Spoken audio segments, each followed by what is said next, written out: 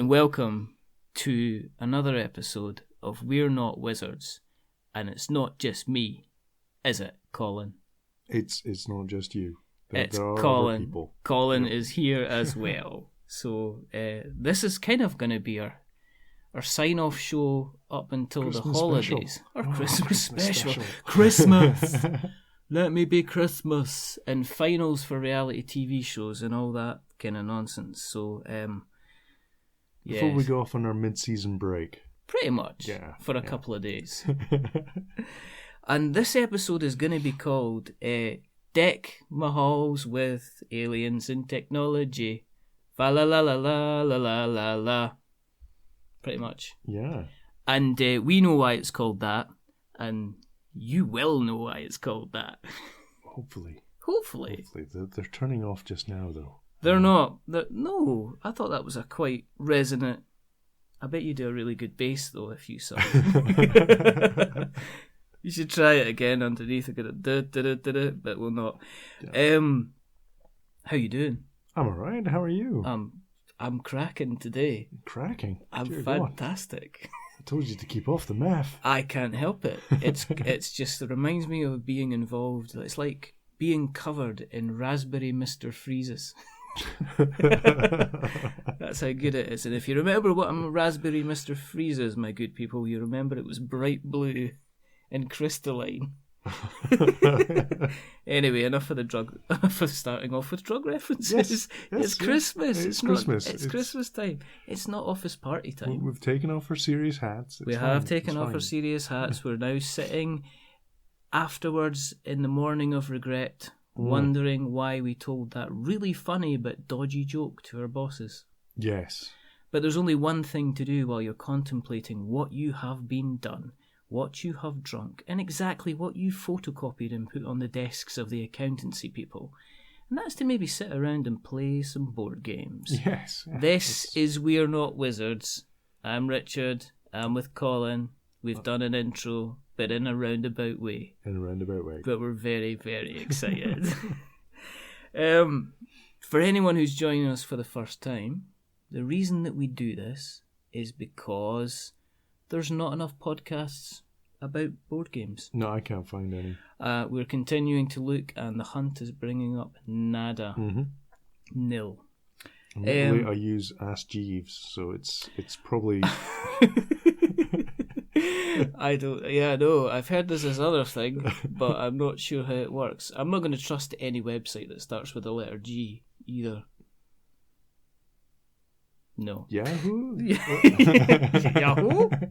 The other thing is there's simply not enough, and there's not enough podcasts out there with Richard and Colin. No. Not at this time. No. Not at this time of year. Definitely not. So as we normally dive into what we've been doing, it's time for a bit of get to the table. Now, last time and previously on We're Not Wizards, me and Colin decided to play 2 games. Yes. Now, before we jump into what we've been playing, let's stop for a second. Now, we have decided over the period of the last couple of months that getting 2 games to the table It's impossible. it's just not happening. So this is going to be the last time we're going to talk about 2 games in an attempt to make sure there is pretty much more Richard and Colin getting to the podcast as opposed to getting games to the table. Because the main reason that we've not been recording together is because we've not been playing. We've not been having enough time to play the games that we said we've been playing. So from now on, we're just going to deep dive into one, which we'll be talking about later on. But in the meantime, and just now, the last thing we spoke about, and the reason the title for the show, we spoke about Taj Mahal. Yes, yeah. The Taj Mahal is by Rio Grande. And it goes for about 20 to 30 quid, but I'm pretty sure you can get it You should cheaper. be able to find it for a tenner if you know where to look. Yes. Now, we're not going to openly advertise, but there are places which is opposite. If there's a shop that's quite similar to being called The Jobs. Yes. Yeah. Yes. Yes. You will find people working there. Yes. And when they are actually getting involved in doing their works. If you want to And if you can't guess what that is, then goodness help you. Do you want to tell the people about Taj Mahal? Because I'm aware it's like 5 minutes and all I've done is bah, as usual. Oh, it's months since we played it. I can't remember a thing about it. Right, okay, where's the rule book? Let's just read through the rule book from the beginning to the end like a good Christmas story. If you were to be able to cast your mind back in time, like Marty McFly and Doc Brown, what are you going to say that Taj Mahal's about, Colin? I'm going to say that it's a subtle blind bidding mixed with area control game. Yes. All tied up with a kind of a push to winning victory points. Oh, yeah. It's typical Rio Grande game. It's all about the points. And what do points make? It's not about the base. Nothing. Just you win if you get the points. You win. There's no microwaves or, you get to say that you led the Indian nation into making the Taj Mahal. So fantastic. That's all you need in life. So that's the theme. So what is it all about? It's about... Well, it's actually about the Maharajas and trying to become the most dominant person so that effectively it would be you who would end up making the Taj Mahal. Yes. Yeah. Yes. So you're like being the merchant. So you're being like the whole sort of faction. And it's played around... we had 4 players playing it, or did we have 5 players playing it? 5. Yeah, we did exceptionally well. We managed to coerce a number of people into playing it after it being sitting around for some time. I was like, "Come here, guys! Come Come on! I'm sure they probably misheard us. Do you want to give him a Taj Mahal? What was that? Did you say Space Hulk? Yes, we did. Yes, we did. Come on. Sit down. Why are there no Space Marines or miniatures? Why do these look like buildings, Colin? No. That's your Terminators. No, exactly. That's your librarians. Crack on. Where are the Gene Stealers? They're the brown ones. Yep, absolutely fantastic. But the idea is effectively to... the idea effectively is to... You have a certain number of cards. Yep. And on each of the cards, you have kind of... You're bidding for different types of factions, as in what they do. You've got a huge amount of choice. It's a case of who wins the first betting round gets first choice of something, and then the next winner gets something else, and the next winner gets something else. And the cards are split into... 4 different colours. Yes. With a white being a sort of... and several sort of wild cards that you can use to garner different effects. And if you win one type of colour, then you get like the ambassador of that colour. Yeah. And, whoever gets the most points gets to put your piece down on the board first, which is the area control element of the game. Yeah. And that area control thing, you're trying to make like trade routes on the map. Yeah. It's almost... it's kind of, as with all these games, like say like Power Grid and stuff like that, and even you're kind of trying to link things together. You're trying to make it as big a link as you can, because that's more points again at the end of the game. A bit like Ticket to Ride, it has that. It's kind of got that kind of binding everything together, and then you've got ones that allow you to build little kind of buildings. On the play, and with that, it also allows you to have little kind of tokens and kind of upgrades. You get points. The crown that you could win. And the crown would give you another special effect on where you would place your tokens. You would get to place 2 tokens and 2 Taj Mahals in that zone, as opposed to just being able to place 1, which... So the idea behind it is when you play your cards, it's a case of, do you hold back for future games? Yeah, do you give up on this sect? The board is broken up into 12 different zones. Yes. And so you might decide, I can't link anything good with this zone, so I'm just going to give up on it and wait till we go play the next zone. And I'm going to bet heavy on that next zone. Yeah. So it leads to kind of a bit of a strategy. It's not worthwhile just rushing in with what you think you have a good hand, because there was a lot of occasions that you would go in and say, okay, I'm playing the Grand Vizier, for instance, and then somebody would come along and say, well, actually, I've got 4 of these, so I'm going to trump that, I'm going to beat you, and then you've ended up spending a couple of cards just trying to kind of win. Down war, it was like military. Oh dear me! I should have looked at the box. There's the kind of the royal court, the ambassadors. The royal court, yeah. And then the workers, and then the merchants. But I guess it's all about getting the region, building your palaces, linking your palaces together. That was the important bit of the game. And that was the bit, because I won this one. I'd like to say as a first that I came in and we played and I won. I was victorious. I didn't win, and I still enjoyed the game. Which is kind of unusual. I don't know if this is maybe down to kind of like the kind of the Christmas spirit, but I mean you've got, as I say, you've got kind of like different supports. So you're basically asking for people to give you support. So you've got like the general, you've got the monk, you've got the princess, or the Grand Mogul themselves. He's went to look the game up. I have looked up the game up just to remember it myself. Remembering everything. Well, I'm just slowly. It's not like I've got come out of a haze of not remembering anything. What I liked about it was a game that was relatively quite easy to play on a turn-by-turn level. But then it went from being very simple to being really, extremely complicated very, very quickly. As soon as the sort of rules clicked in, you suddenly, like, I think everyone at the table had that moment of, right.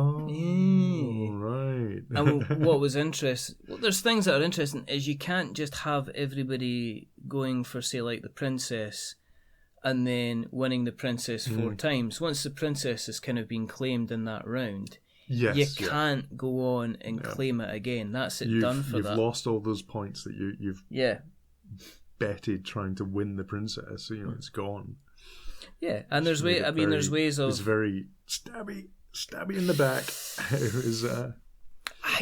I'm trying. I got very, very lucky with linking kind of multiple places together. It wasn't until the very end, because I was kind of I was trailing behind kind of everybody else. Then I started catching up, and then at the end, because I'd taken my time and I'd kind of linked all the kind of the buildings together, I think that caused me to kind of romp home with a reasonable amount of points. But let's talk about the artwork. It's kind of typical for a Rio Grande type style. It's very, very kind of recognisable in terms of a watercolour type style. Watercoloured background, not very flashy. But then the wee Taj Mahal models are really well sculpted. They're really, really nice. Yeah, they're absolutely. The cards are all really nice, sort of Indian. It's like that kind of traditional kind of art style. Yeah, that sort of was it 15th, 16th century? Yeah, sort of Islamic influenced backing to the cards, which looks really nice. It's like everything looks really nice. It's not flashy though. It's not it's not like putting down, say, a modern Fantasy Flight game where you're going to go, ooh, It's simplistic, but it has to be simplistic because you've got to kind of, there's a lot of kind of information to take in from one point. You are looking at... The only problem we had with the fact that Rio Grande uses so much pastel colours is the 1 or 2 guys who are colourblind have some difficulties with some of the cards, because they were like... It was based on the colours. Is that green or is that brown? Yeah. I think... or orange and brown. I mean, it was lucky that there was little characters on the cards, but staring straight away, some of the guys were like, "Oh, I'll play this," and it's like, you can't, because that's the actual, that's the kind of the wrong thing. So looks-wise, it's kind of nice. It's what you expect from a Rio Grande game and the other Rio Grande games that we've played. Solid game. In terms of time it took to actually kind of learn, 20 minutes, half an hour to kind of get the basics round everybody before everybody was comfortable with what they were doing. And then the rest of the game was another hour after that. And as you said, you could see folk kind of... the little light bulbs went on. All over the place. Everyone. It was like Christmas had come early on a little Christmas tree. And that was kind of cool. Occasionally, you get board game and it doesn't matter how you explain the rules. There'll be one or two that just, no. I'm not getting it. No. It happens to me more than often. Yeah, well. As with the next game we'll talk about. Yes. Yes. But all in all, in terms of the value for it, because it is, you can get it relatively quite inexpensively. 20 quid. As long as you play it more than once, you're going to get the enjoyment back. I think the other thing is as well is it's, as we say, it's stylish in its own stylish way, but don't let the more traditional kind of artwork certainly put you off. And also in some way, the wee Taj Mahals are brilliant. They are fantastic looking. They're absolutely amazing. And also don't let the theme kind of put you off as well. Yeah, I do pick games with really odd, boring themes. I'm not saying a thing. I'm not actually, because when we played Pax Porforiana, that ended up being that was really interesting and and very, very kind of good to play. So we say, if you can see it, and if you're looking for something that's kind of gets your head kind of a thinking. Again, it's a moderate to heavy Euro game. Yeah. Euro game, that's type where, it's how would you describe a Euro game to someone that doesn't know it? There's a lot of the end game result isn't clear until you get very bolted on a Euro game. Yes. You're playing a game for the beauty of the mechanics more than the theme of the game. Yes, it's not got some nice mechanics in this game. Yeah, I mean, it's not a. This isn't a case of it. This is a kind of a Space Marine-y type thing where you can get right into the story and stuff like that. There isn't one. It's wrapped around a kind of a, this is the story, this is what you're meant to be playing for. And you could effectively be playing the game with different cards and different counters with without much of a change to it at all. Any theme on it and it would be the same game. Yeah, absolutely. Absolutely. And no luck in it. That's the important bit. No luck. No little square objects that you roll that take away your whole enjoyment of life. Shall we move on to the next game then? Yes. Yeah, let's move on. Yes, I can see this is going to be kind of interesting. The next game we're going to talk about is kind of, it's all about looking for a segue, and I think I potentially missed one. But moving on from games that involve a little bit more luck. Have you ever been on a Segway? No. Never have I. There's one in the shopping centre that I go to. You see the security guard rolling around on it now. And you're like, just walk, man. Dear God. You could do with having a walk. Yeah, you could. He's good, like your centre of gravity is, I know it's kind of getting lower, but that's not the point, mate. You know what I mean? Have a little trot about yourself. A shopping centre can't be more than 2,000 metres long. It's at just, the very just walk, most, chap. Come on. Even kind of going upstairs. I mean, let's face it. Is there going to be that many shoplifters about that? That kind of like, it's quite a scummy town it's in. So no. Yeah. But moving swiftly onwards. I mean, he's probably, he'd be somebody that would be defending people against shoplifting.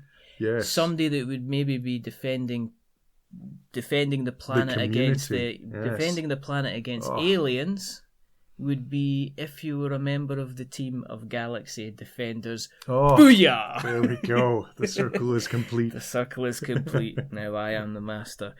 Galaxy Defenders, a game by, it was designed by Gremlin Projects, and it was published by Ares. Mm-hmm. And it was originally a kind of a Kickstarter. It was a starter of the kick. Yep. It was indeed. And it kind of... There's an awful lot to like for a lot of the game, and there's also a reasonable amount of kind of frustration with what Colin was kind of talking about kind of earlier on with regards to potential luck.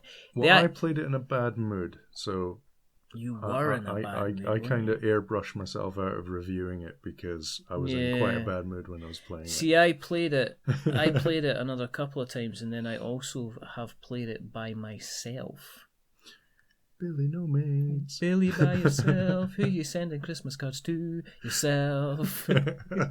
Are you looking for single player games? Yes, you are. So you can play them by yourself.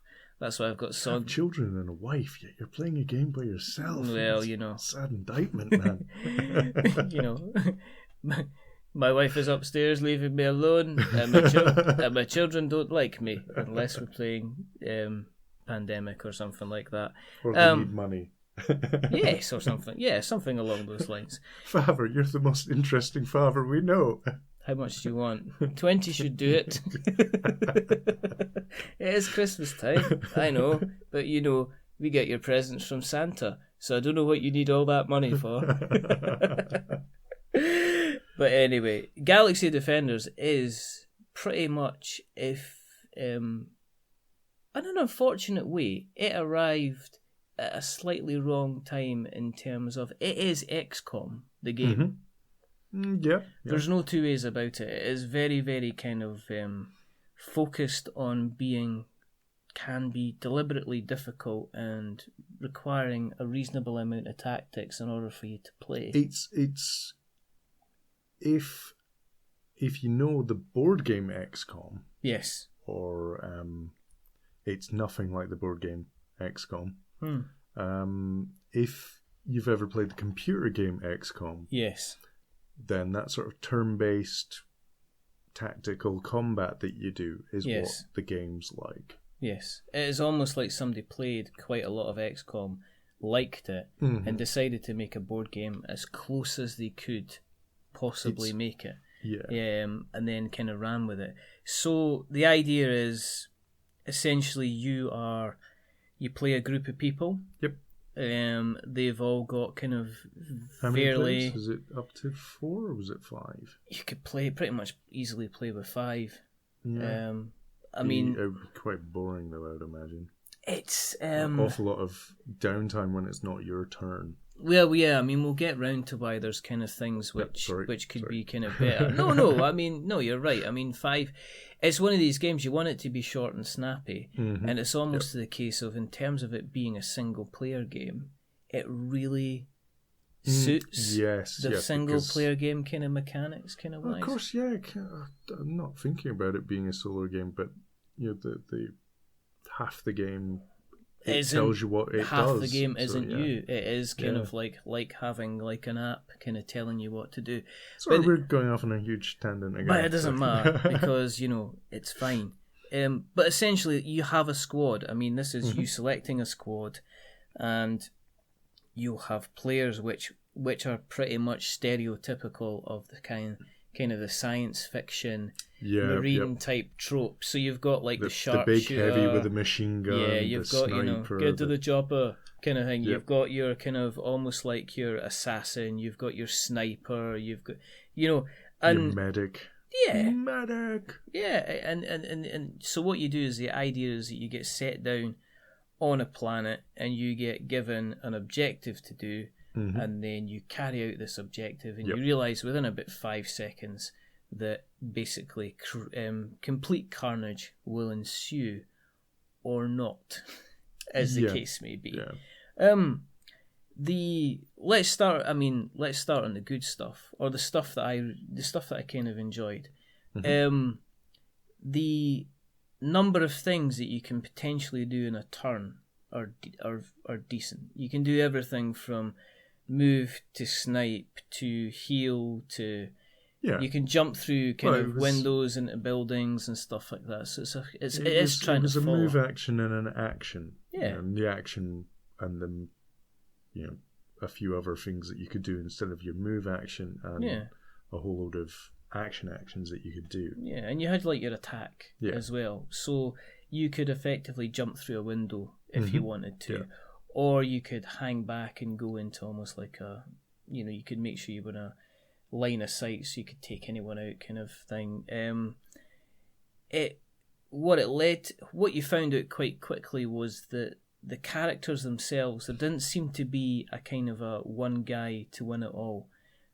Even as a single player, there wasn't an easy way to pick like a character that you would get through the campaign. You had to play it with 2 or 3 characters, even as a single player game, in order to make the game work, because it could become so hilariously imbalanced very, very quickly. Which again goes back to the XCOM idea. You always went out with a squad of at least 4. And I would advise people to do the same. It's going to take longer for you to play it and get through it, and we'll explain why in a minute, but it is kind of worthwhile kind of doing it. So, as I say, you've got your typical kind of tropey type characters. Everybody usually has 2 weapons. They've got their main weapon, and they've got like a side weapon that can be everything from a medical gun to a sidearm to multiple to a melee weapon, and that will help you define how you take on a situation. And then there was the third thing of the specialist piece of equipment that you could take with you. So that could be anything from a rubber chicken to a hand grenade. So it was like ammo, kind of additional ammo that you could take, or there was a med kit, or there was a smoke grenade or something like that. And these were all things that you could take into the field. What Colin's talking about in terms of downtime is the kind of the way that the movements work, because each player does their actions and then their moves, and then immediately afterwards you would draw from the alien deck. Now, unusually, stepping back a bit, you have a deck of kind of almost like alien artificial intelligence that decides what is going to be happening within that particular kind of alien thing. So it could be something simple to say an alien, or all aliens of a particular colour will be activated. Or it'll be, bring this alien on board, or it'll be do this, do that. And then based on that, you'll have like, all green ones will stay still, or all green ones will attack, or all green ones will do nothing. And then based on that, which is where it kind of gets interesting, if you then activate an alien, then you don't decide where the aliens go. No, it's got a sort of...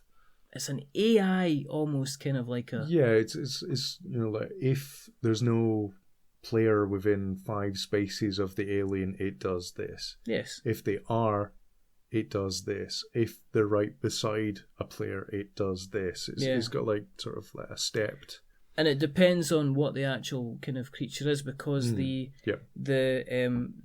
individual, the players themselves, it's on hexes, and it's hexes in it's hexes that and make up small areas, kind of areas like I think it's about 7 in size. Thinking back, and the aliens move between little areas, whereas the players have to jump between the individual little squares. So if an alien moves an entire sector... Yeah, so there's like zones. Yeah, so that's the word I'm looking for. 8 or 9 zones on the sort of the playing mat that you get. And then each of these zones is broken up with a hex pattern, denoting how big the zone is. Yes. So the alien moves the full zone. So it might say move 2 zones to the nearest player. And that means it could be right in close combat with you. Yes. But then you can get other ones that say they don't like close combat. They want to disappear. They own, And what that means is that you could be in a situation where you play, then you flip your alien card, and it says activate all green aliens. There could be none on the board because you've wiped them out. In which case you've got a free turn, and that means you're fine. You're kind of moving on. On the other side of it, the next player could do what they're planning to do, and then flip the card over, and it could say activate all blue aliens, and they could be surrounded by 4 blue aliens, and that could mean that every single one of these aliens then gets a turn, and then you use the cards, and then that'll determine what everybody kind of does. It is it can be possible to end up in a situation where, if you're not thinking tactically, where one of your players can quite easily and quite quickly get wiped out. And it happened to me in a single player game where I had one player who was surrounded by, I think it was 2 blue aliens on either side. The card that was flipped was activate all blue aliens, and these guys just got in and got some decent damage on it, and there wasn't much they could do about it. Healing requires you to, if you've got a player near you, if you've got a medic, that's fine. They could go over and they could use an action and heal. It kind of drove me when I was playing it, and certainly when I played it with, I think it was Mr. Leo that I played it with one of the times. You very, very quickly learn that spreading out in a group isn't necessarily the best idea. It's not that type of game where, I know in the game we had, you and the other player stayed together. Yes. And my character went off, and yes, he went off stomping as he did. Nah, well, I just ran my character towards all the objectives. And combat's kind of dice. And combat's interesting because you're not rolling. It's not a case that, and I guess this is down to the alien kind of AI, is that if you rolled successfully and you rolled 3 hits, then the alien defends with 3 dice. If you roll 2 hits, they roll 1. They roll. Again, they roll kind of 2 defense dice to defend against. If you roll specials on your attack, then they lose defense dice. Yeah, they can. They can do. Versa. Yeah. You can also get the wonders of having if you roll like a hazard symbol, you basically get a weapon jam, which means you can't do anything unless you lose a particular action. Depending on your character, because obviously the melee person couldn't. The sniper had a ignore the first jam symbol that they received and things like that. Yeah, I think that's what I used on my character. I managed to successfully kind of roll through a couple of jams without having to worry about it. On the other side of it, you also have, if bullets appear, then that means that you have it sounds strange, but you kind of have infinite ammo, but you can shoot away until you actually roll until you roll a dice that has bullets on it, and then you have a finite, unless you've got like a sword or something like that, or something that doesn't require ammo, you can end up running out of ammo as well, which happened to me in the second game that I played, and the only way to get around that was I was lucky I had like an ammo pack, so I was able to. Did you get free further into it, because it was just like the sort of welcome to the game mission that I played? I ended up playing it. I ended up spending an evening actually playing through quite a few missions, and this is where it gets interesting, because it then taps back into XCOM in terms of, I know we keep mentioning it, but I've played a reasonable amount of XCOM. It's the most obvious comparison. Yeah, and what happens is that maybe like Space Crusade, if anyone ever played that many years ago. We are going to, I think. I've got Ooh. And Hero Quest. So we are. So all those people with their £200 set of Hero Quests are going to go, no. We could. Yeah, I have ways and means of getting access to Hero Quest. So I think we should consider doing a retro type session. I had Space Crusade as oh dear me, I must have been 10 or 11 when I had that. Yeah, I've told this tale a couple of times of ordering it or pestering my mother to order it. They had a TV advert for it, which had live Space Marines on it. And I've never actually ever seen them do that. But yeah, it was $24.99 in the Littlewoods catalogue at the time, and my mum kind of said, I've ordered it, and I waited for 6 weeks, and then she said that she hadn't actually ordered it at all, and then she did go and order it, and it arrived like about 7 or 8 days later. And this wasn't the days of Amazon Prime, where you just ordered something and it kind of came. It's there the next other day. Marketplaces are available, I'd just like to point that out. Yeah, so that was kind of good. But back to this. Back to the... Paying... What's interesting is when you get to the end of a campaign, depending on how you've performed in that campaign. Do you mean battle, or do you mean the series of games? Battle? How you've performed in that battle? If you've achieved the objectives. I mean, the first one's quite simple. It's like there's 3 spawning points. Yeah, go ahead the spawning points and off. destroy the spawning points. Then it's kind of things like you've got to find alien technology, you've got to defend a point, you've got, so there's and depending on how you perform in the different levels, stop it. Depending on how you perform in the different levels, again, you can no, okay, that decides what mission you go on to. So it's not just you get to the end of that mission and then you're automatically going to the next one. Yeah. Depending on how you've done, you'll switch up a couple of pages to maybe a harder one. You'll switch down a couple of pages to kind of like an easier one. And can you fail the campaign? There's certain things where you will fail. Till you get to the end. There's certain missions that will give you that leeway and say, okay, just play it again. You've got a couple of attempts, and you get kind of like, what I've not said is at the end of once you have played, all the players have played, then you draw an event card, and what the event card will do is it will say, okay, nothing's happening, no more aliens have appeared, have a restful kind of turn the next turn, or it will say, okay, I'll give a number based on the number of players that you'll have. You have to spawn in certain number of aliens into the area, and what's interesting about it is that you roll dice. You roll dice, and basically that tells you where you're meant to be placing the alien itself, because each of the spawn points uses one of the symbols from the side of the dice. So that's quite clever. So you roll a dice, and if you get a skull, it means that you place the alien down on there. Now, let's touch quickly on the models.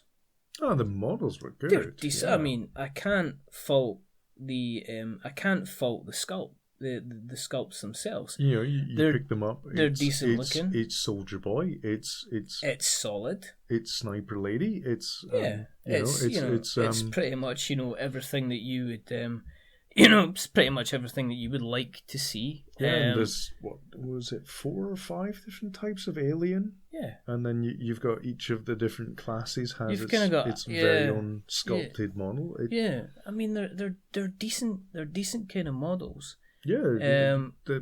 All the components for the game are up there in quality. They suffered from one thing I did discover. I did have to do the hot water kind of trick on a few of them when they came in. But then it did say to do that, so it kind of worried. It did say that potentially because of how they've been stored and stuff like that, there could be some issues. So, I mean, it's a minor gripe. It was a minor gripe that was pretty much fixed in kind of like 5 minutes.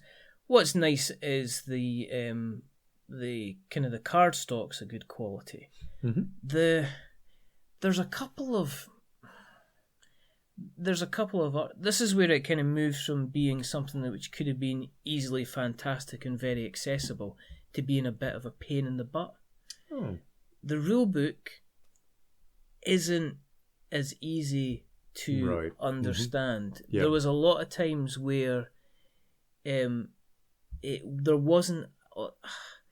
was a kind of a crib sheet there, but there wasn't something that it wasn't very, very easy to find things. And it's a game that required you to kind of understand very quite quickly what I do in this situation, what I do in that situation. And to be honest, I ended up having to watch And hats off to the guy that did it, because there's a guy, I'm trying to remember the boy's name, but he did an entire kind of playthrough of the campaign himself. Yeah. And he kind of filmed it, and it was, it was easier to go through that with the rules than it was to, in some cases, kind of read the rule book. But there's an awful lot of us out there that you're watching someone do it. You pick up the rules a lot faster than trying to take them out of the book. But that might just be me, if you know what I mean. Just try to find the page here, but so there's that was a bit of a pain. That led to a bit of frustration, because I had gone through and I had thought I'd read the rules and thought I understood what was going on. And yet there was still several points I had to refer back to the rule book because it wasn't clear enough that you could comfortably house rule something. It's like games, other games that we've played where you've kind of, well, do you think it's this? And it's like you have a vote on it, and it is pretty obvious that you would do that. Yeah. There's things like the event cards, which it wasn't entirely clear that they were using symbols rather than a little bit of extra kind of text on it, which would have helped just a little bit. The other thing that has to be kind of commented on, the alien cards themselves, while the tree path was laid out really, really well in what you're meant to do with the AI, for some reason, and I don't know why, they decided to only show a picture of the head of the alien that was coming on, or the top. I think it was like the top kind of maybe quarter of the alien that was coming on, which meant that when you were playing aliens, sometimes it was difficult to actually tell who you should be playing. And I do remember that, very early into the game that me and Mr. Leo and I think Gordon played. Right. We realised that we had been placing the wrong alien down, and it should have been a guy that had kind of like not claws, but basically knuckle dusters on, as opposed to having guns. It didn't make much of a massive effect to the game. Well, I mean, you're up but against it was just shooty aliens. Yeah, but I mean, you were still kind of punchy aliens, but it wasn't 100% clear what aliens it should be could be playing. Is that minor or major gripe, do you think? I think it's something that probably should have been picked up in playtesting to say, how, because they were quite good in saying, well, this is a Xeno Alpha, this is a Xeno Beta, and that text was nice and clear, but the picture of it was, I swear, was about maybe a centimetre in size, and what I would have liked to have had was, I don't think it would have killed them to have a fuller picture of the alien model, so you could see exactly what you were up against, rather than maybe not maybe an illustrated one, but it's maybe a bit clearer. It led to a bit of confusion. It led to us kind of swapping stuff around. The main, I don't know, the main thing that kind of made me kind of love it and not hate it, but love it and be disappointed with it with an equal measure. I'm not angry. I'm just slightly disappointed. Was much like my father. You know my father. He was a lovely man, silent and deadly. Was he a fart? Anyway, going off. No, the thing that kind of maybe disappointed me a bit, in all honesty, was the AI deck, because it could effectively make an objective really, really easy to get. Or make it ridiculously difficult within like the first couple of turns, and you could be kind of overrun. Liked it if maybe like an online update, or like something on Board Game Geek where it's like set. Like turn 2 this card, turn 3 this card, turn 4 this card, or something like that. I don't know. So I think I've heard there's I've been listening recently to the Mansions of Madness version. The latest kind of version that's come out has an app which pretty much kind of has been seen to be makes the game magical almost, because of how it handles kind of like the AI and stuff right. So like it that. takes all that out. It takes kind of that out of the equation, and obviously allows you another to. game that does that. I can't remember what it is.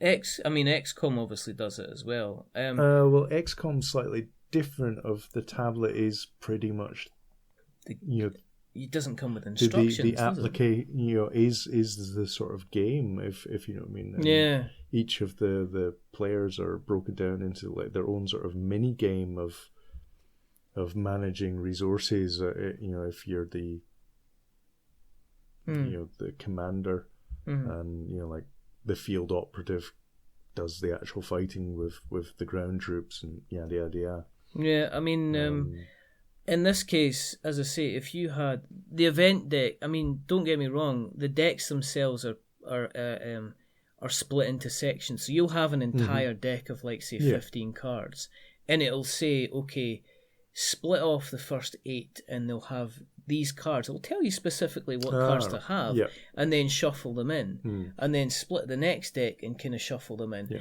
But it is possible to be in a situation where you're just like, I cannot possibly even think about being able to win this. It's just not going to happen. Which can be frustrating. But on the other time, you can have such a clear run. Well, you don't, but I suppose it's the type of game where you don't want it being too easy all the time. No, of course not. Win every time. No, you want a challenge, but there was. But the randomness takes away from the challenge. I think a wee bit.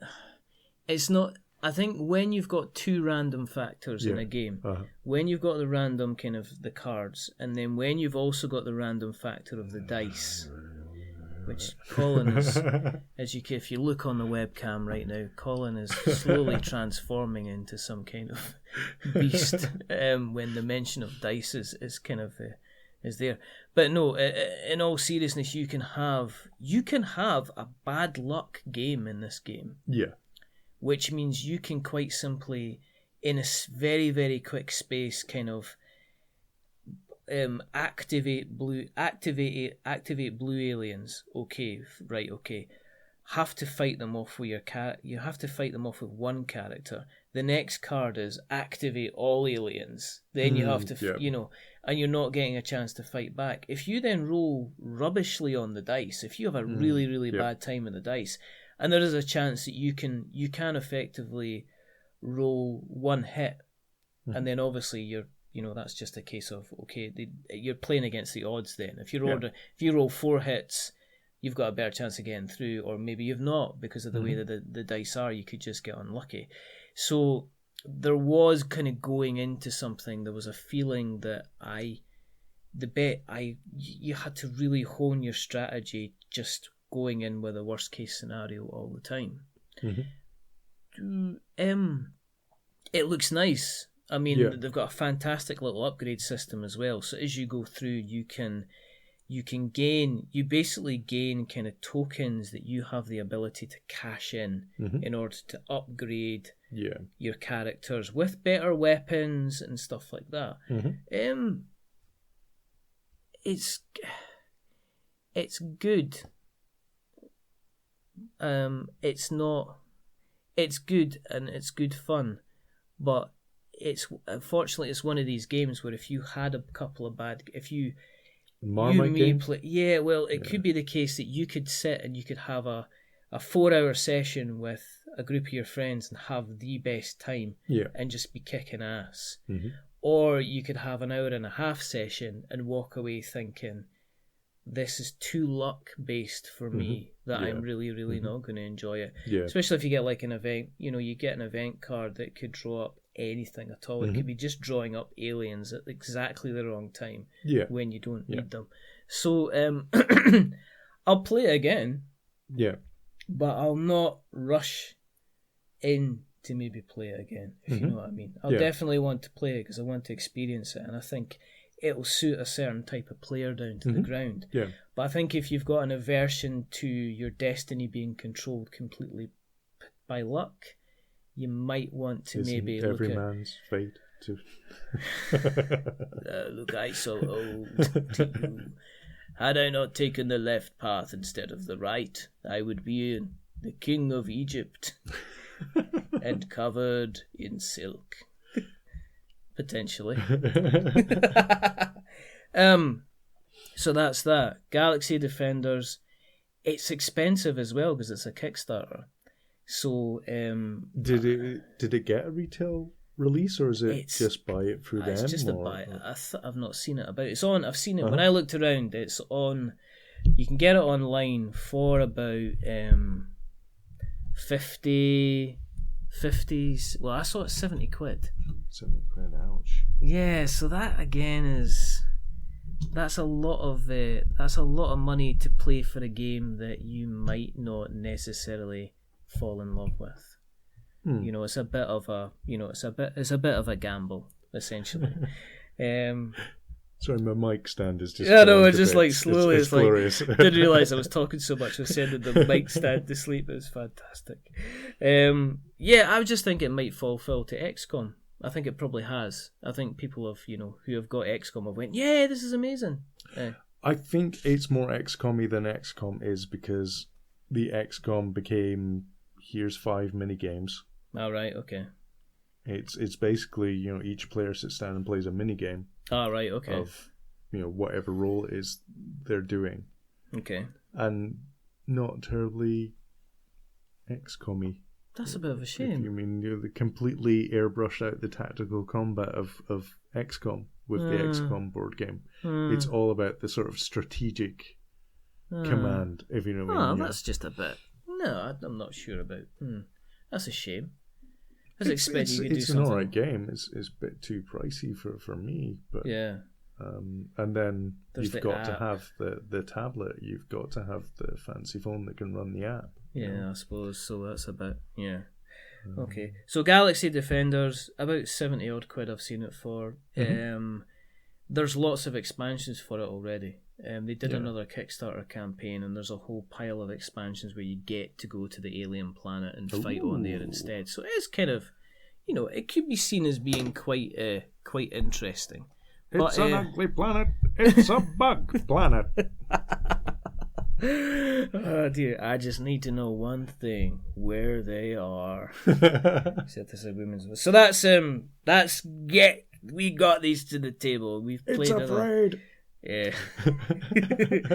If it bleeds, we can kill it.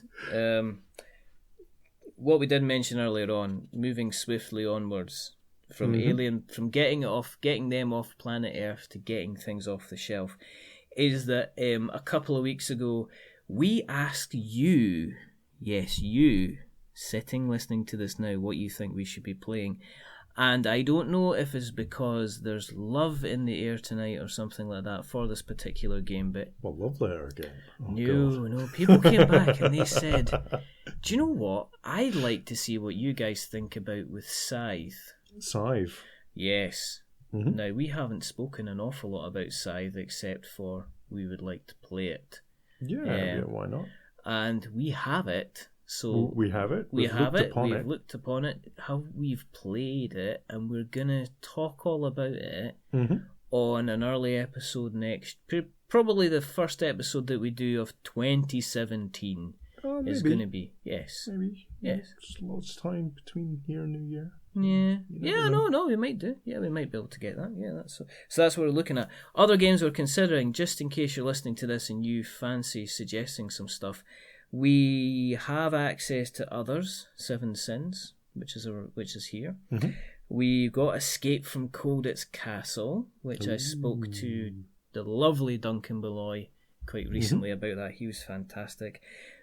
Star Wars Destiny, the new dice game that our good friend Mr. Andy was talking about. I think I might have seen a Facebook picture of 1,000 packs. Yes. He bought all of the packs and cleared out the shop. I think he probably bought one of those gravity jobs. And probably for about 80 quid and just went, I'll have all of those, my good man, and don't spare the horses. So that was kind of quite cool. So that's what we're going to be talking about. Died that day. I know. Rebels stole the secret plans. But that's Jedi we're talking about, so it's the second Death Star, not the first one, which is the Rebel Spies one.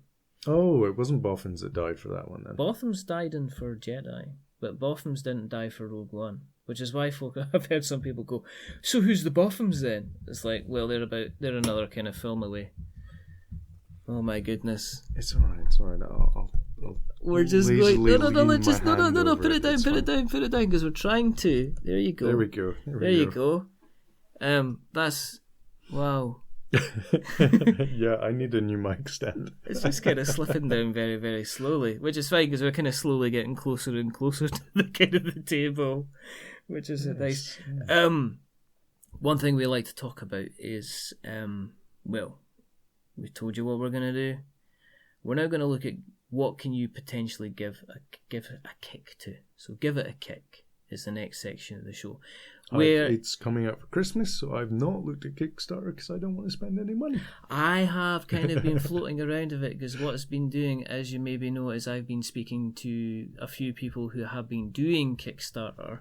Mm-hmm. The latest one was Mark Pearson, who did the football game. So we had a chat because I know we've been talking about this, but I've been talking to people. What happens afterwards once you get the money to find out on the Kickstarter campaign? Well, you put it into the Swiss bank account and you change your name. You're still a bit thingy about that Oh no, it's not 3D printers anymore, isn't it? It's something else. We're not going to say anything, okay? Just in the case that we're potentially going to ask them to come on, and they might be coming on. Oh, that'd be nice. That would be nice. Let's have this type of conversation here and now, shall we? But yes, Colin is now full to not having another Kickstarter arriving. Yeah. So he's a bit annoyed about this. Yeah. But we're not going to talk about it here. No, we're not. But we are going to talk about a couple of Kickstarters that have kind of caught our attention and interest. Well, the first one is just a reminder. We had this just lovely gentleman, Kevin Young, on the show last month, who was running Legends Untold. Now, little did we know at that time that Legends Untold would not only break through its £12,000 kind of target, but as it's currently sitting, now let's get a live update for all you sports fans out there. I am just checking. Where's my... there you go, you lovely, lovely man. I don't think that's Kickstarter you're looking at. Let's don't talk about this. This is my own private stuff. And it currently sitting at almost 2,500 backers. Oh. My giddy aunt is £93,872. It is Legends Untold. Oh, I saw that on the front page. Yeah, Kevin came on and we talked, as he keeps on saying, we talk 20% game and 80% absolute nonsense. If you haven't checked it out, I mean, it's ridiculous because he's asking like something about 20 quid a copy. So it's not like he's, this isn't a kind of a... I'd hate to think what happened if he was offering kind of £100 Kickstarters. It'd be absolutely... Well, it'd be almost like £1 million. So well done to him. I mean, the campaign's obviously been fantastic, but there is a couple of days left, so we just thought we'd give it a little bit of a final boost just because... And why not, And Kevin's going to come back on again, I think. We're going to have a little catch-up just to see how it went, because we didn't know what was going to happen at the time. No. And we said, if you fund, and I said this on the latest episode that's gone out, if you fund Kevin, will you come back on the show? And he said yes. And as I said, we didn't realise it was going to be within 8 hours of him releasing the project, so he kind of phoned me up and says, can I come back on now? It's like, no, we have to leave it. You have to leave it. It's at least 4 weeks until you have another kick, until you have another come on the show. So he is going to be coming back on. Interesting. Well, one of the other, because we do like to mention our good old UK guys, because let's face it, nobody can afford kind of American Kickstarters now with the exchange rate, $100 being about 90 quid now or something like that. So it's a bit of a... It's got a wee bit extreme. Yes, it has. But that's not meaning to say that we are not going to mention... we're not going to mention some of our friends that are running some campaign. Well, people that have said, oh, could you have a quick mention of this? So... we had a chat by the name of Chris Shepperson who said, listen guys, my project has just funded, but it's still open to It's still open to backers. And the game is called Package. And it's an abstract tabletop game that goes for about a tenner. And the idea behind it, I'm just going to go, it's designed with very quick playthrough, and you have to play it with a board or a great deal of space. You're responsible for depositing a number of packages to 5 different locations, as well as moving packages about between those locations. The decision behind what's in the packages and what each player represents is left to you. Maybe your couriers taking parcels to businesses, or spies leaving bombs in enemy facilities, or your fishermen bringing the day's catches into harbour. But the idea is basically you get some pawns, you get some wooden packages, some locations, some dice, and I'm guessing the idea is to go ahead and use your imagination. It's a tenner. I mean, it's funded. It funded ridiculously well. It funded by 7 times its actual goal. So it's had a lot of certainly had a lot of interest in it anyway. So we did say to Chris we would give it a quick nudge and a quick shout out, just to say if you did miss out on the campaign, you've still got the ability to go ahead and order it through the page. So it looks like it is. Ooh, we've just seen the wooden box. That does look quite nice, and it folds quite well as well. Okay, so it is dice based. You roll a dice, you take an action based on the result. You've got different options, moving and removing packages, relocating their player pawn to try and obtain advantage positioning for scoring, and points are scored for each package left in play at the end of the game based on its location, along with other chances to score bonus points. When the game ends, the one with the most points is declared the winner. So it's teaching people how to do drug deals. Maybe. Yeah. Yes. I didn't realise that. I'm going to have to re-up now. I'm going to have to edit this out. says he who started the entire podcast talking about the similarities between raspberry Mr Freeze and crystal meth. Delicious meth. Yes. Delicious blue. How it makes my eyes sparkle. Be careful, children. It is Moorish. Oh my goodness. Let's right. I don't even know what to say to that. You let him back on. And it's been far too long, and you realise the reason you want him back in your world again, because he's absolutely just fantastic. So that is Package, which we will put links in the show for everybody to have a look at, and it looks quite fun, and it's a tenner. It's a Chinese meal, basically. For one. Oh, God. for one. With prawn crackers and chips. Well, no, you'd have to buy the prawn crackers because you're not over the £15 mark, are you? You wouldn't even get a drink with that. It's absolutely ridiculous. The next game that we're going to talk about is... Three games. Ooh. Well, we mentioned Kevin, and we've mentioned Chris. Yeah, we have to mention this next game by Spartan Games, which is dystopian. It's a dystopian world expansion. And it's got 9 days to go. It's funded. It's currently sitting at 77,000. Well, if it's a Spartan Kickstarter, it will be funded. Yes, because they do exceptionally well. They do quite a range of different games. You've got Dystopian Wars. They do Halo. Yeah, Halo Fleet Battles. Yep. Yes, so they're involved in that. They've got Uncharted Seas. And then quite a few things in the dystopian universe. So there's a miniature sort of skirmish battle game, and then there's like sort of, if you remember, Epic, which is like little tiny troops. Yeah, like there, over there. Like they're quite tiny. They're quite tiny. Tiny little troops over there.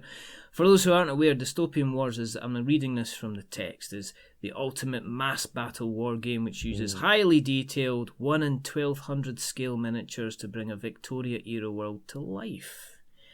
And it's all about machines that are funded by a mysterious element called Element 270 and battling for supremacy. So the idea behind this is to basically provide some additional expansions to the main. What is the expansion? It's a war game. It's not a board game. No, it's not. It's it's not even. Would you call it? It's not skirmishy, is it? It's a no. It's game, mass battle. Mass battle war. Yeah. War game. Yeah. Okay. So the expansion, you've got the Operation Ice Maiden 2-player starter set. Two of the dystopian's world's most powerful nations come together in a new 2-player set as they battle for the control of the Baltic Sea. Ooh. Naval forces of the Prussian Empire are steaming for the fabled city of Königsberg to relieve it from enemy attacks, but facing them is a Russian coalition. Fleet full of new war machines led by the massive Murmansk Fleet Operations vessel. The Prussians, however, this should be scrolling, I feel like, in a Star Wars type style at the beginning. It could be. It could be. Have their own array of new ships and their secret weapon, the Ice Maiden, the largest ship to be ever built in the dystopian world that just happens to be made from an iceberg. Both behemoths of the sea are represented as fully sized digital painted card sleeves which feature within the campaign scenarios. So you get your 2-player starter set. You get you get quite a lot of different stuff. You get some decent looking miniatures here. And the good thing from what I've seen the Spartan do is their sculpts on the miniatures are usually very, very well done. They're so very, very interesting.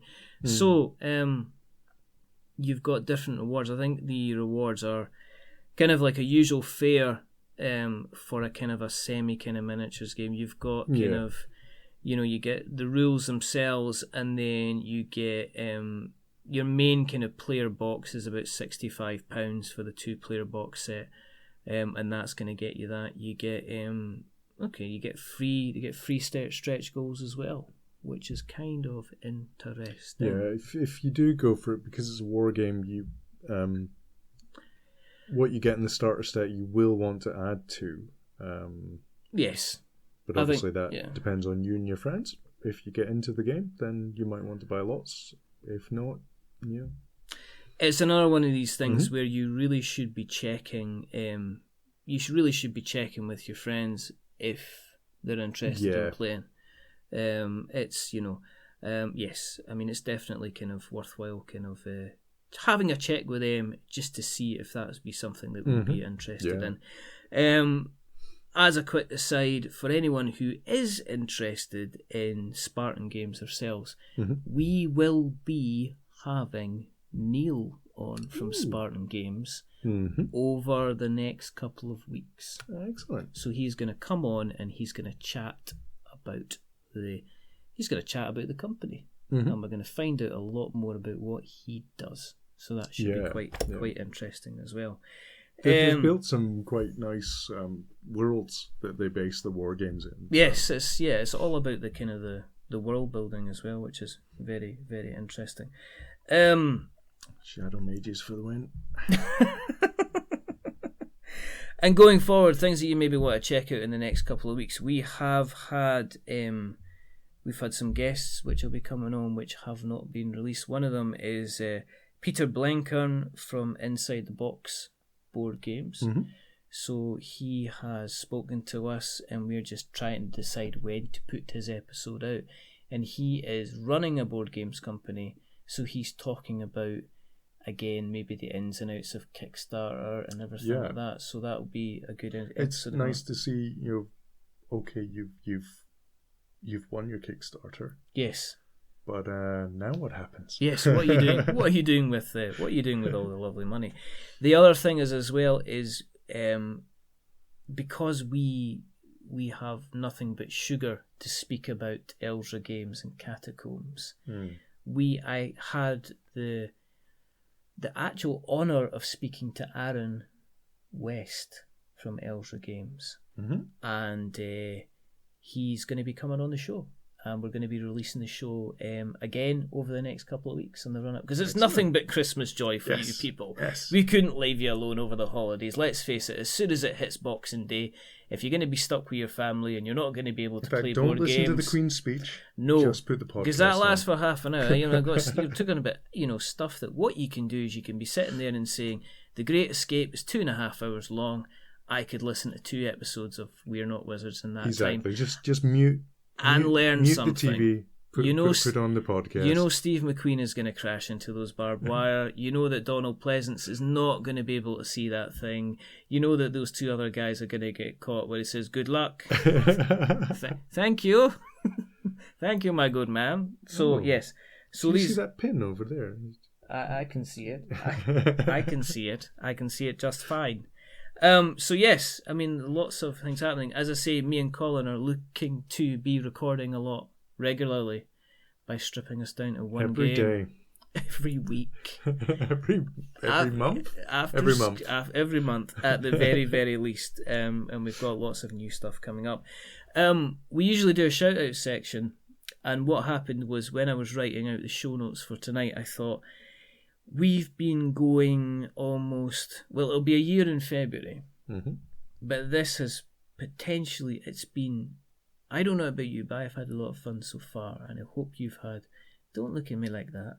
Yeah, like it's been alright. It's been fine. It's been alright when you've had me on. When you've not been gallivanting with your other friends. Friends of the show. Friends of the show, yeah. We really like that. But if I drew up a list and I thought I want to thank a lot of people, and then I realised if I went through it, it would require a podcast to kind of thank everybody that has provided us with support over the years. It's just like the Oscars. It's kind of like that, It's brilliant. But there's a group of guys that we would like to thank just this time, just because it's coming up to Christmas and that. And these are the guys that do see, me and Colin on a regular basis. And they're the guys that Those poor fools. Run, you fools. These are the guys... Fly, you fools, fly.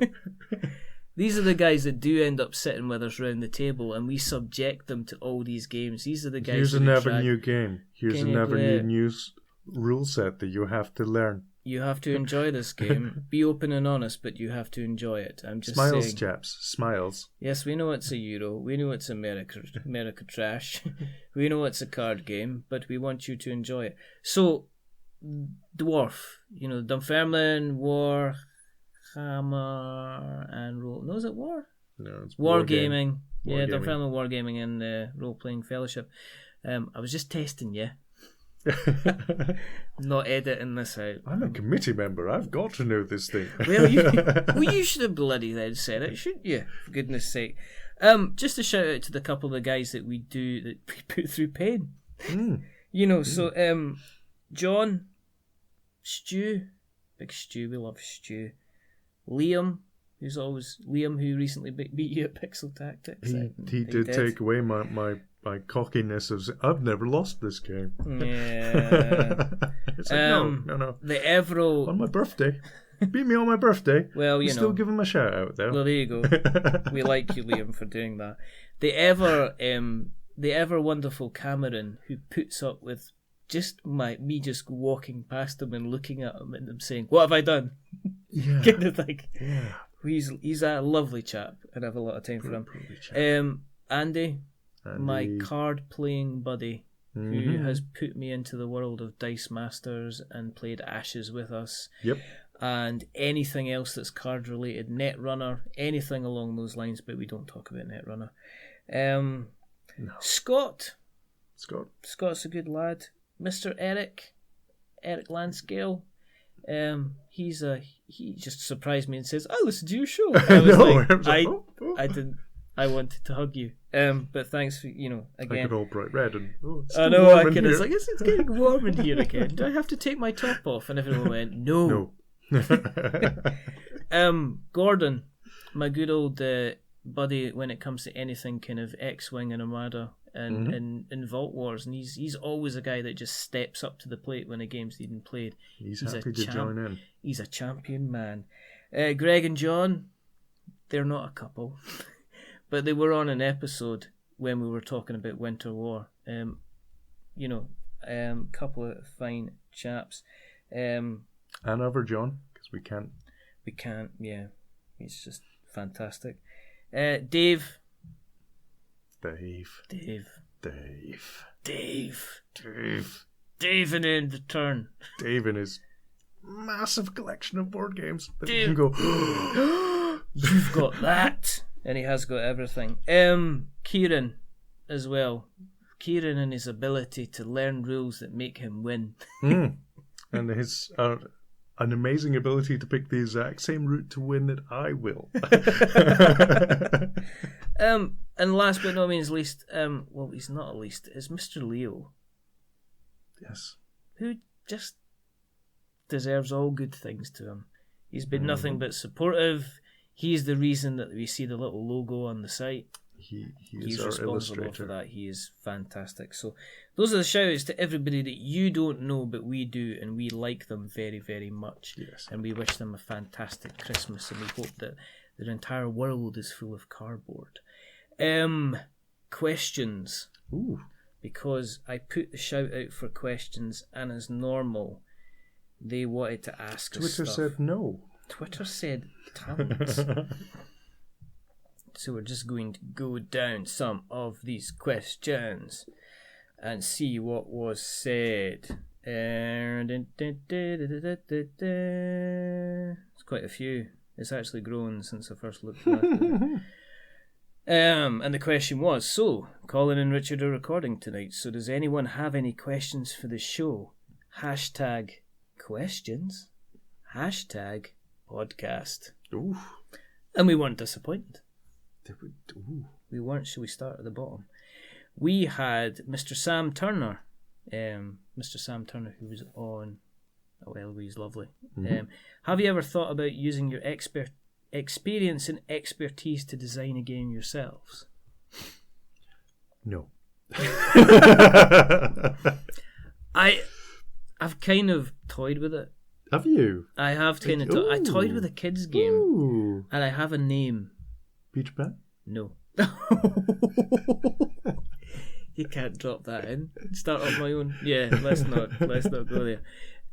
No, it's a game. I've got a name for it, and I have an idea, and I have the rules and everything like that. You can't. No, you can't. It's actually, I've still got the plans in here as he goes through Foley and searches it. It's all written down. So yes, I have. It's a kids game because I didn't think.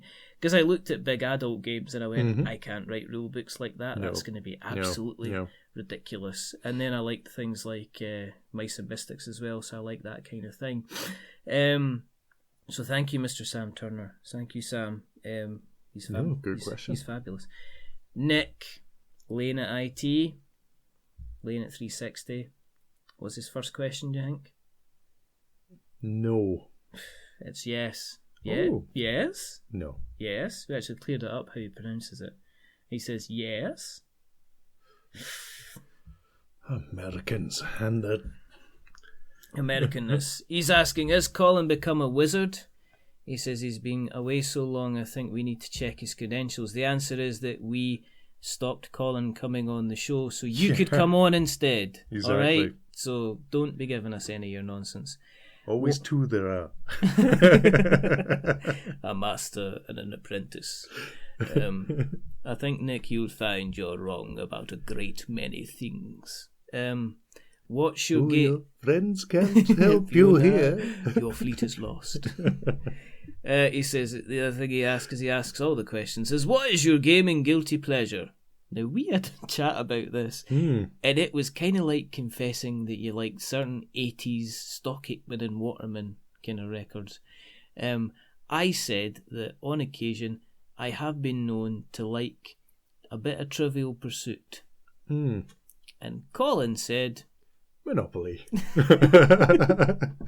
You heard it here first, folks. We might not be wizards, but we're potentially disappointments. His next question is, what game is out there that you don't have that you really, really want? There's a couple for me, but do you have anything that you would really like that you don't have? You would. Ooh. I know. See, I normally just get you to buy them. I know. But I'm finding it more and more difficult to operate with one cornea and one kidney. Yeah. I did really want Dune, which I was going to make up my own board and everything because it's out of print. Yeah. I did want that, and then you got a game called Rex, which is basically Dune reformatted, and now I don't want Dune. Is that after you played Rex? Yeah, but that was an interesting night of gaming. Just put the piece down. No, it means that I lose. Yeah, I know, but I'm not staying here until 11, going on 1 a.m. just because you don't want to put a piece down. Yes, that really needed more alcohol. That and potentially some thumb screws as well. And no Kinder in the house. I know. For me, what game is out there you don't have that you kind of really want? I'm just trying to think. At the moment, there's a game called This War Is Mine. Ah, yes. That I have heard a lot of good things about, and I've been discussing it with who was it? Was it Andy? Andy Lewis from Polyhedron Collider. We had a chat about This War Is Mine. And I thought that would be a good game to get hold of.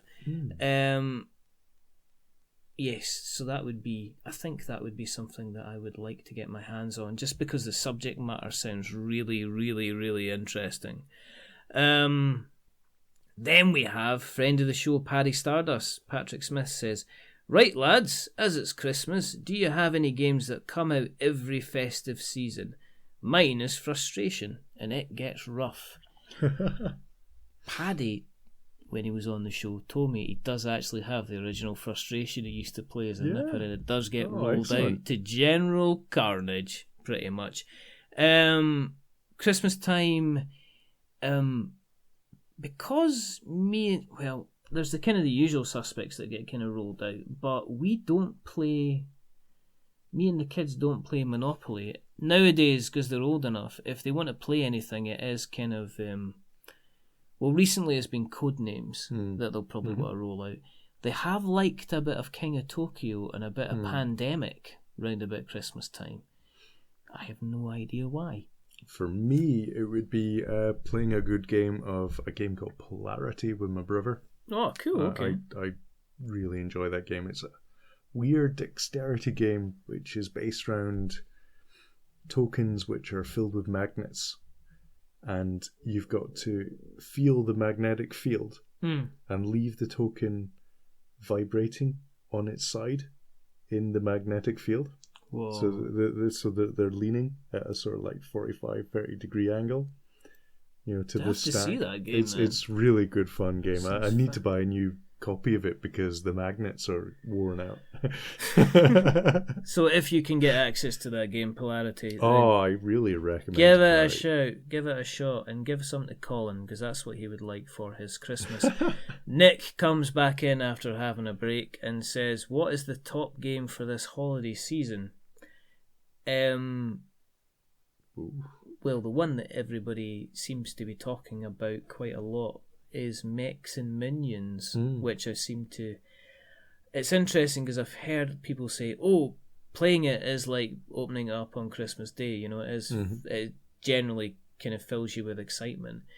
So I would say that one. I think that with Scythe's popularity, I think that's going to see a lot of people bringing that to the table, and there's going to be kind of like uncles and stuff kind of going to be brought into that side of things. So that's where we think this could be going to. Stuart Cullen, Fury AC3, friend of the show, good guy. We like Stu. We like Stu a lot. He says, "What are you boys asking Santa for this year? And what will you get instead of that? Socks? It's socks, isn't it? Socks?" It might be. I'm going to put my glasses on because I can't see. As I got these quite recently. So there you go. Look at that. Oh my goodness, is that what you look like? Your transformation to an old man is complete. I know, I look like Sean Locke. And what I like about this questionnaire... Oh, God. Do you see it? Do you actually see it? This is why we're not doing a photograph. Do you know what I mean? I was down the pub the other day and I said, you know what I'm going to do? I'm going to play a board game because that's what I like. Now I've got for 6 letters. I've got boards. But Stuart, I have given a list, and what I was asking Santa for this year is Armada. Star Wars Armada has always been a game that I wanted to go back to and have a good play around with because I really like my time playing it with Gordon. So I have asked for a couple of expansions for that. The Scum and Villainy one that's got the little Millennium Falcon. Yeah, it's got the little Falcon in it, and it's got the Slave one and everything like that. And there's a couple of the little Rebellion fleet ships that I wouldn't mind kind of getting my hands on as well.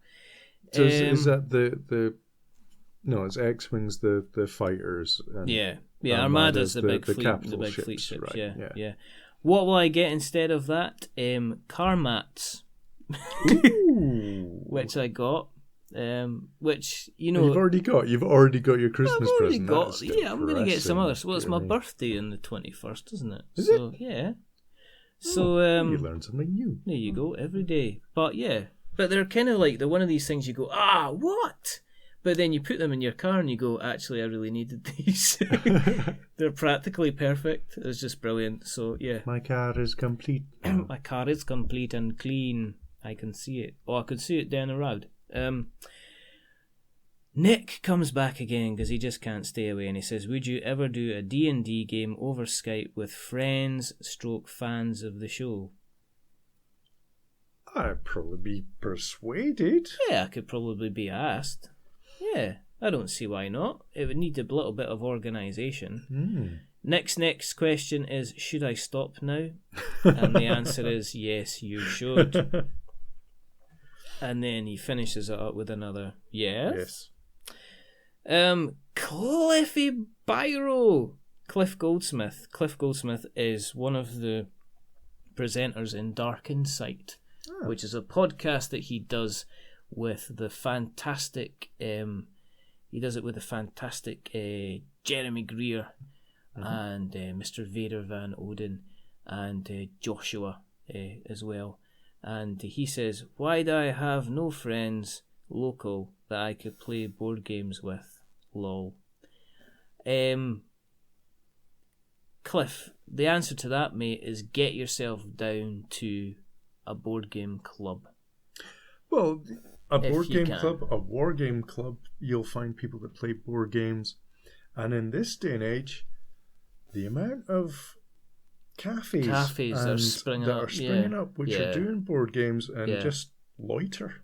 And there's even pubs now that seem to be doing kind of like they're quite kind of board game friendly. So, at least here in the UK. Cliff's in London. Oh, there's a few in London. Oh, there's tons in London, mate. You can get yourself down in London, mate. There's been a couple on the TV and stuff. Yeah, I can't bring any to name. No, but I mean, get yourself down. I mean, what you'll find is if you turn up, you won't know until you turn up. And that's what I did. It'll be horrendously awkward for the first couple of weeks. Yeah. Of course it was, but that was like me when I turned up with, for the first time at DWARF. And the rest, as they say, is history. Next we have Nikki, who says, Nikki Lost Panda. Nikki was on the show 2 shows ago, and she's fantastic, basically. She just asked, could I come on the show and talk board games? And I said, yeah, why not? We came on, and she was just a good laugh and a really good person. So she's really lovely. Is there a specific game you just can't seem to win no matter how many times you play? Now, you know the answer to this, right? And I'm just going to, right, before we even start here, right, fundamentally, categorically, for the 3rd or 4th time, the fact that I continue to lose at Mysterium does not mean... It's a communal game as well. That's a great thing. It doesn't mean I don't like it. I keep losing at Mysterium. You just hate it because you hate the game, not because you lose that's nothing to do with it. I'm, again, going on the record as, with you being in front of me to say that I do not hate Mysterium. That was just some kind of evil that was propagated from the first episode, which might just be deleted. I'm just thinking about that. But I like Mysterium, pretty much. and that'll become apparent within the next kind of 5 minutes. Okay. I think. What about you? Games that happened to me. Oh, there's a few. What game would that be? Colin is having a think. Yeah, I am having a think. There's one or two games that have angered me because I just physically can't win at them. What do you think? Life. Yeah, that's the game I'm going with. I can't win at life. There's going to be one that is there games that you don't, because you generally just like win. You seem to grasp mechanics like nobody's business, and then you go, right, I'm doing this. And then I'm just like, what? I'm still looking at the instructions. And I'm feeling like a right proper muppet, basically. Any games? No? You just don't lose at them, do you? No, I think the answer to that. There's a few games. It's just I never play them again, and we never mention them, and it didn't happen. It's fine. That's all good. Then we have just going back.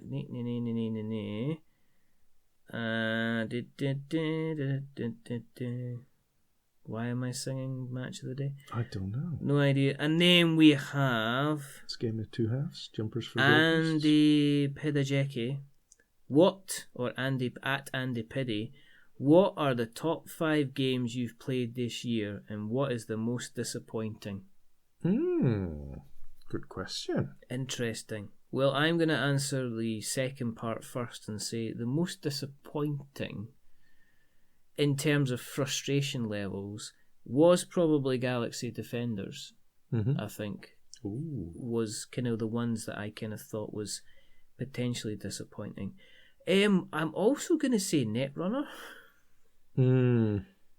But that's not kind of this year, that's just for life.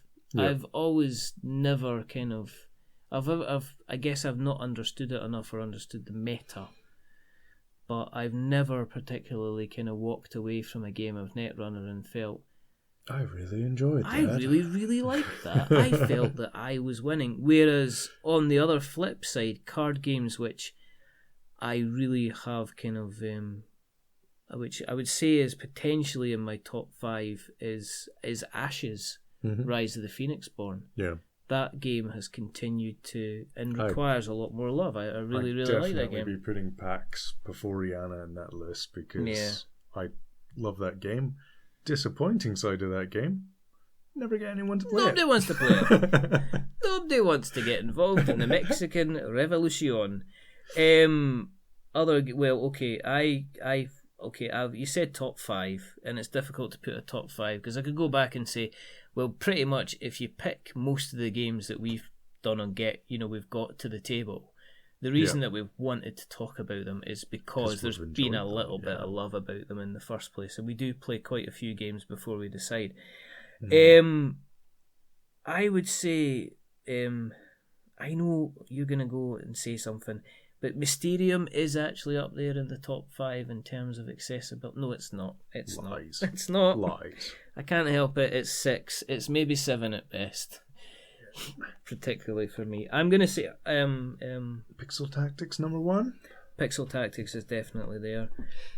I've put Armada over X-Wing because I think Armada requires a straight-out fight. X-Wing, you can end up chasing each other around the stars and around the asteroids and trying to, Fairly disappointed, never really played X-Wing much because I got annoyed with they brought out too many ships with turreted weapons. Yes. And I thought the whole point of X-Wing was how you moved your ships. Yes. And then all of a sudden they've got spaceships with 360 shooting. Whereas Armada is 360 shooting from the beginning, but there's a shielding in there, and there's the engagement rules and stuff like that. And me and Gordon, who played it an awful lot of times, we really, really liked it. Whitechapel has to go in there. Oh, definitely. Because just Whitechapel is amazing as a game. We fell in love with that. The experience. The 2-3 games we had of that, we were like, wow. Oh, it was just really, really so good. If you haven't got it, then you really have to kind of grasp that and play it. Catacombs, everyone is always left with big cheesy grins around their face after a game. As you said, I think when we played it, I think Stu loved it. He really, really liked it. And Stu is a man of particular taste, and it takes a lot to make him, if it's not magic, then he's, not the, but he was really, really surprised. Pixel Tactics. Oh, what a game. It's just, again, this is where I go back and say, Netrunner, what are you offering? You put it down with like Pixel Tactics, and even Pixel Tactics over something like Magic. Well, funny you should mention Stu, because Stu absolutely detests Pixel Tactics.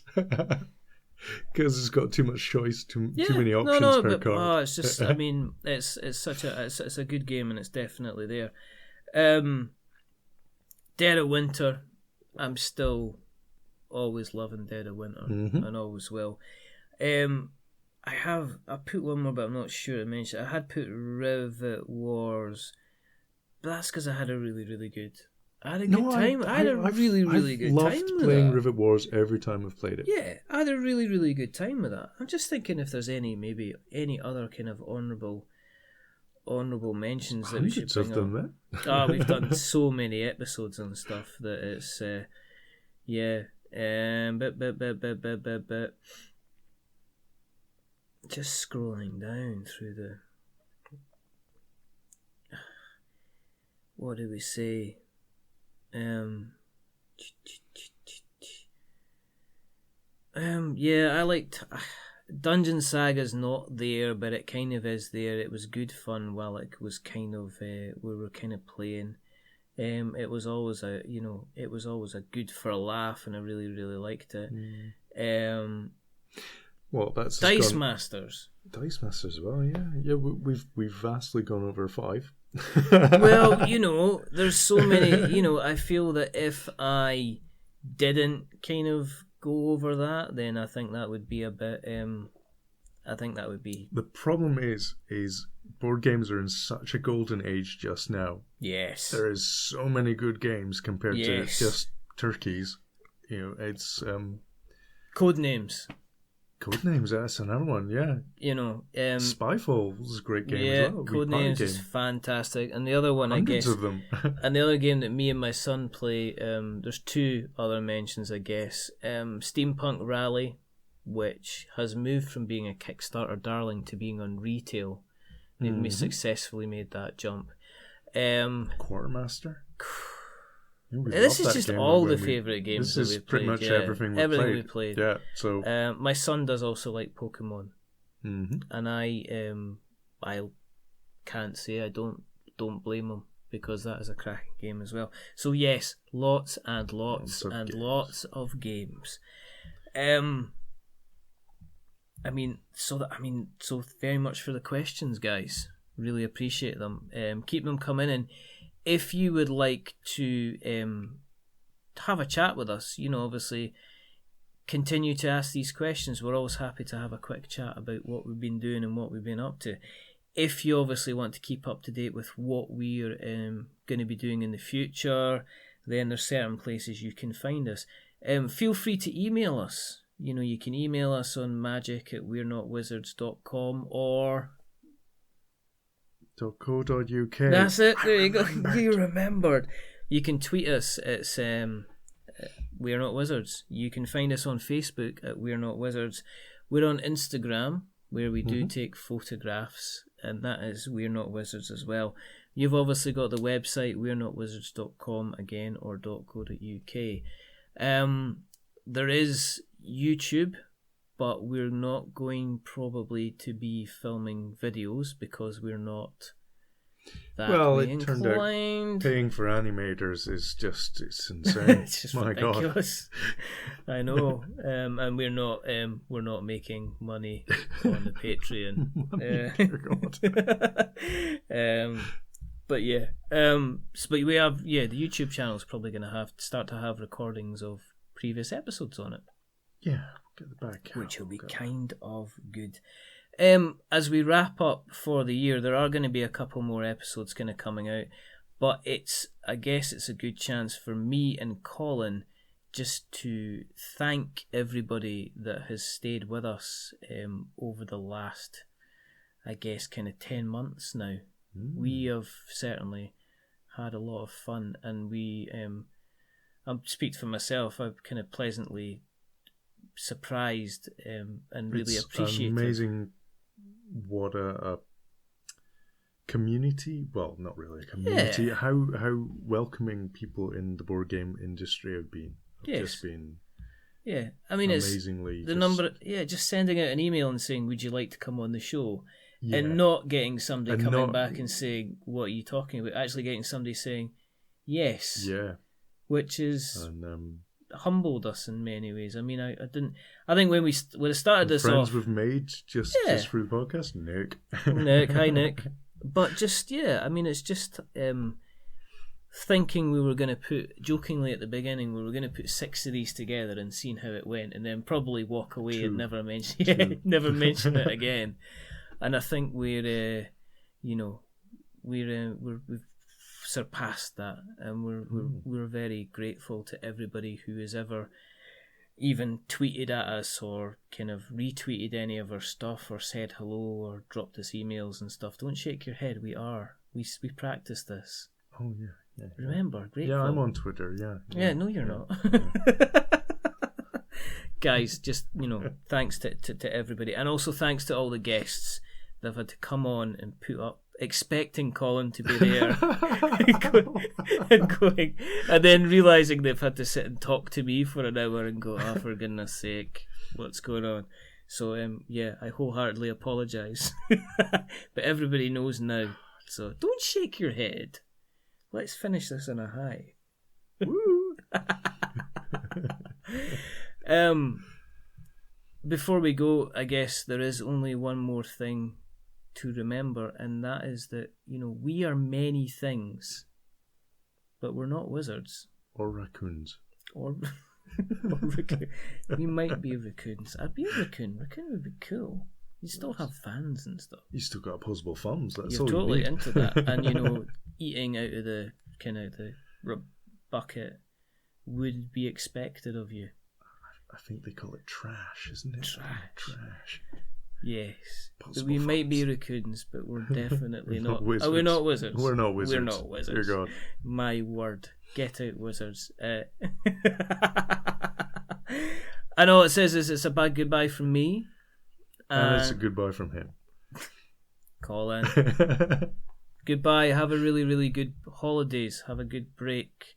Christmas and New Year. And we shall speak to you very, very, very soon.